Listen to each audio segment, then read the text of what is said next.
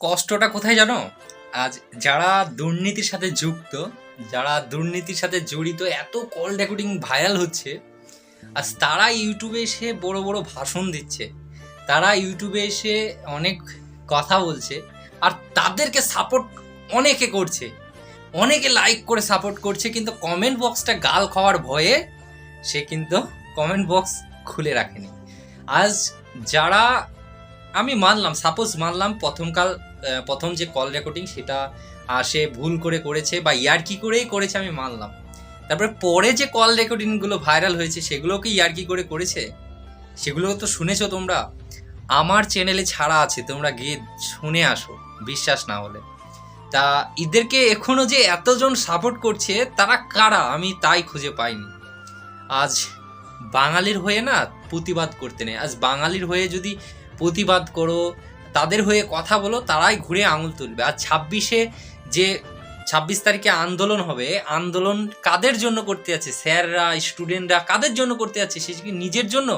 নিজের জন্য plus all স্টুডেন্টদের জন্য, বা পরে যারা আসবে তাদের জন্য কোনো প্রবলেম না হয়, বা পরে যেন এই দুর্নীতিগুলো না দেখতে হয়, সেই জন্যই তো আমরা আন্দোলনে যাচ্ছি, সেই জন্যই তো আমরা প্রতিবাদ করতে যাচ্ছি। আর এরা কি করছে? ঘরে বসে চুপচুপ করে ইউটিউবে ভিডিওটা দিচ্ছে, আর এরা চুপচুপ করে গিয়ে সাপোর্ট করে আসছে।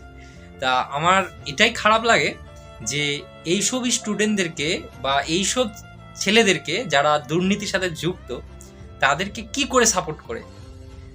আমি বলছি না, অনেক স্যারও বলেছে, তোমরা শুনেছো, অনেক স্যার বলেছে যে এইসবের সাথে যারা জড়িত তাদেরকে সাপোর্ট করো না, কিন্তু তোমরা ঘুরে উল্টে তাদেরকে সাপোর্ট করছো কেন জানি না। বড় বড় অনেক এসে কথা বলছে। আমার মনে হয় তুতলার লজ্জা থাকা দরকার ছিল।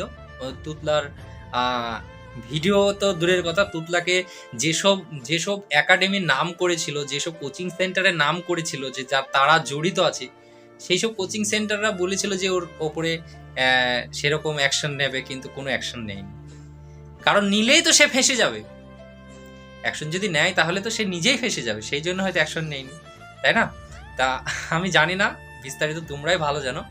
আমার এটাই খারাপ লাগছে। 26 তারিখে যাব, অবশ্যই যাব, কারণ এটা আমার আমার জন্য, আমার লড়াইয়ের জন্য। আমি নিজে যাব, কেউ যাক আর না যাক। কিছু স্যারদেরকে স্যালুট জানাই, তারা কন্টিনিউ এর প্রতিবাদ করেছে এবং এর জন্য লড়াই করেছে। তা অবশ্যই সবাই যাবে।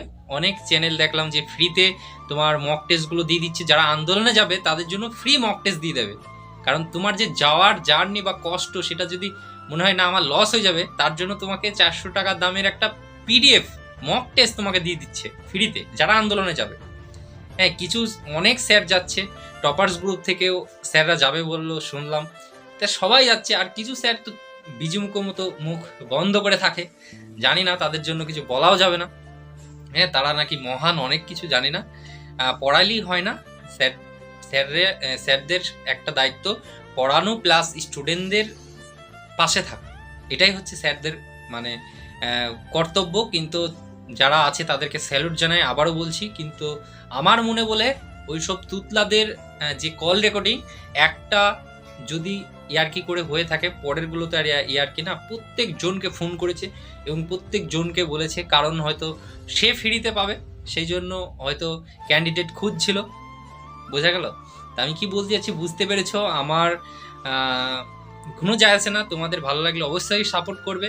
আর সাপোর্ট কারা করছে আমি জানি না, হয়তো তারা হয়তো ওর সাথে তারাও হয়তো জড়িত আছে, তাই হয়তো তারা এত ইন্টারেস্ট বা এত সাপোর্ট করছে তাদেরকে, ওইসব লোকদের বা ওইসব ছেলেদেরকে সাপোর্ট করছে। আমার মনে বলে ওইসব ছেলেদেরকে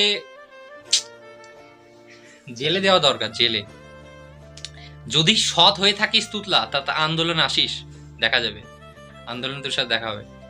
তা চলো, আজকে এতটুকুই ছিল, জাস্ট দুটো কথা বলার জন্য। আমি চাই না ইউটিউবে আর ভিডিও করতে, ইউটিউবে সেরকম অ্যাক্টিভ থাকতে।